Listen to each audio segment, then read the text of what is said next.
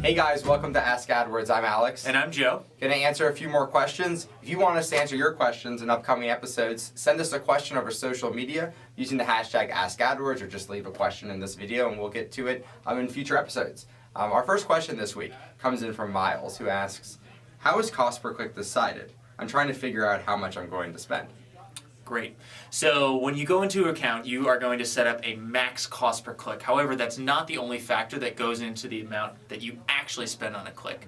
Your quality score is another big factor, the expected relevance of your ad extensions, as well as what your competitors actually bid and their quality score and the expected impact of their ad extensions as well. So many factors that go into it. Al can talk a little bit more about the ad rank process. Totally. So when there's an auction that occurs, when you're eligible for an auction, the system combines those factors, quality score, extensions, your max CPC, which is your bid, and then it comes up with an aggregate number, which is called an ad rank. Your ad rank, which is a combination of all those factors, is compared to your competition. Mm-hmm. The system then decides which ads are going to show and then in what order. When your ad shows, you get an impression. When you get a click, you actually only pay 1 cent more than what was necessary to get as high as possible based off of the ad rank. And you can actually see what you're paying on average in the average CPC column. So you have a max CPC column, that's your bid. The average CPC column is for your clicks, what have you actually been paying on average? A lot of times that's going to be lower than what you've been paying for the max. It's always going to be, it could be equal to, but it'll always at least be lower. Yeah, it's not going to be higher. Yeah, well, unless you're looking at a really long date range and you've been toggling your bids up and down. Good call. There you go. Excellent. The next question comes from a Twitter user, and it reads, what are tools you'd recommend for keyword research? Okay, so keyword research, definitely check out the tools tab at the top of your page. Go to the keyword planner, a lot of cool functionality there. You can do research for keywords based off of your topic that you're advertising on. You can even put in a list of keywords, potential bids, your potential budget, your location. It will give you this nice graph that you can play around with to determine what you could expect. If you're looking for other keyword ideas, again, there's an option for that in the keyword planner. Google Trends, another great resource to use.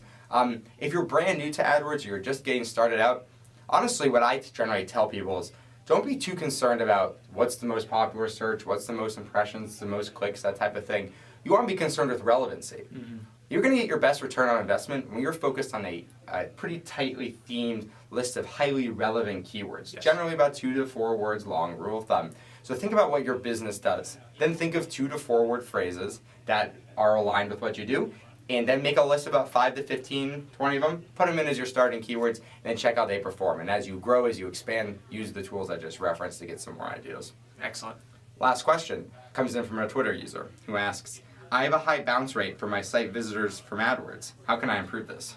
Great. So bounce rate is basically defined as the percentage of people that visit your site, have no other interactions, and then leave. So if you have a 95% bounce rate, that's terrible. It means everyone is leaving your site. If you have a 5% bounce rate, that means you have a very interactive site. A lot of people are using it. So if you have a high bounce rate for all of your sources, that tells you that your website is not actually set up correctly. However, if it's just for AdWords, that actually says that there's something going on with AdWords. You're not bringing the right people to your site. So you need to look into optimizing. Do you have the right ad text? Are you using the right keywords? Are you bringing in the right people for location settings? There's a lot of different factors that you could look into in your AdWords account to try to improve. Yeah, basically it means the people that are seeing your ad and clicking on it are not finding the landing page relevant. So your targeting is probably off. You're not targeting the right people if they don't find your landing page relevant. So tighten up those keywords, make them more specific, more relevant.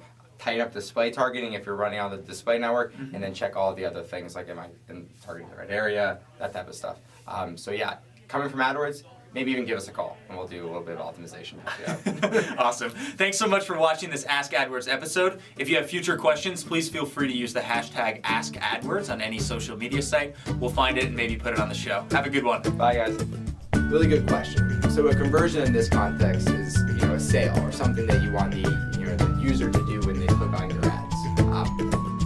Show on any sort of subdomain, unless that subdomain doesn't have the ability to actually show ads on the website interface. But again, in general, if it's going to show on example.com, it will be able to show on all. I think that Joe just outlined. So if you did want to go through that